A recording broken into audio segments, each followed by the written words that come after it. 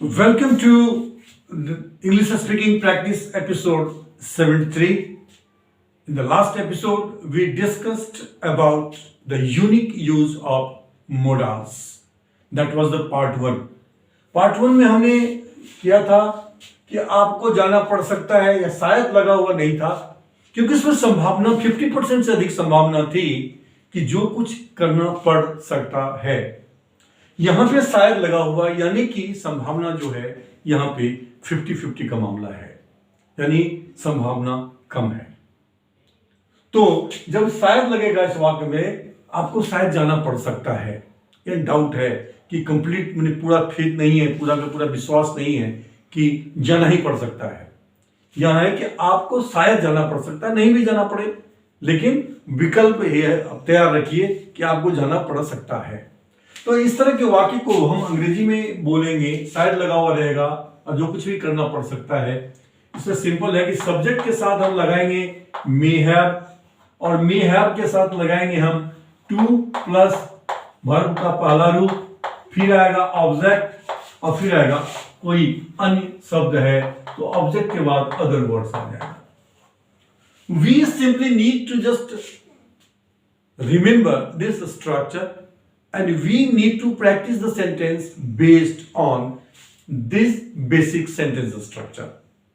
और मैं आपसे को ये आश्वस्त कर सकता हूं कि अगर आपने इस स्ट्रक्चर के बेस पे 5-10 सेंटेंस भी वैसे आपने बोलने की प्रैक्टिस कर ली, तो आपको ये सेंटेंस स्ट्रक्चर याद रखने की जरूरत ही नहीं रह जाएगी।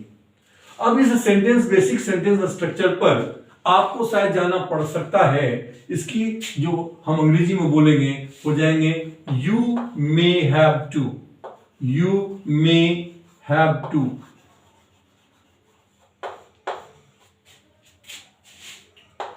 गो, you may have to go का मतलब है कि आपको शायद जाना पड़ सकता है, और शायद अगर ना रहे तो पिछले एपिसोड में हमने किया है, तो यहां आ जाएगा कैन, आपको जाना पड़ सकता है तो हो जाएगा यू कैन हैव टू गो।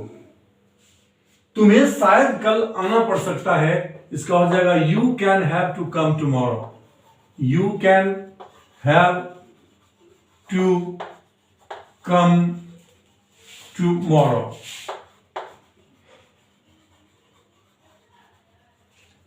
उसे शायद फिर से परीक्षा देना पड़ सकता है, हो जाएगा he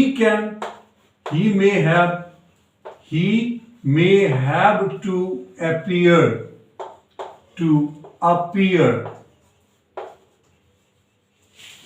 at the examination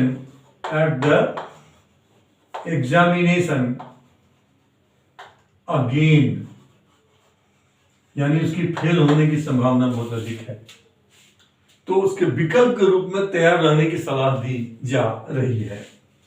मुझे शायद नौकरी छोड़नी पड़ सकती है, इसका हो जाएगा I may have to, I may have to leave the job.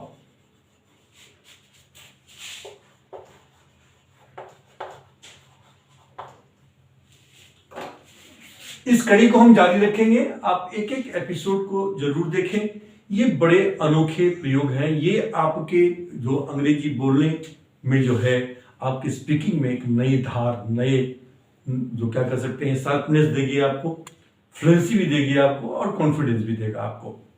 ये पार्ट 2 है, और जो नए आए हैं मैं आपसे निवेदन करूंगा कि अगर आपको लगता है कि ये प्रेजेंटेशन जो है हमारा विद कंटेंट्स, अगर ये सरल है, आकर्षक है और अति उपयोगी है आपके लिए, तभी आप हमारे इस चैनल को सब्सक्राइब करें, ताकि आपको आने वाले हर वीडियोस का नोटिफिकेशन समय पर मिलता रहे।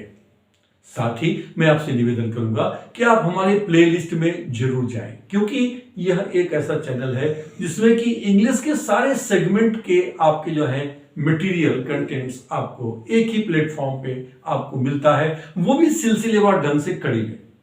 मिलते हैं फिर आपसे अगले एपिसोड में, फिर एक नए जो है इसी प्रकार के वाक्य को लेकर जो मोडाल्स के अजूबे प्रयोग से बनता है। Bye then, have a nice day, thank you very much, see you in the next episode.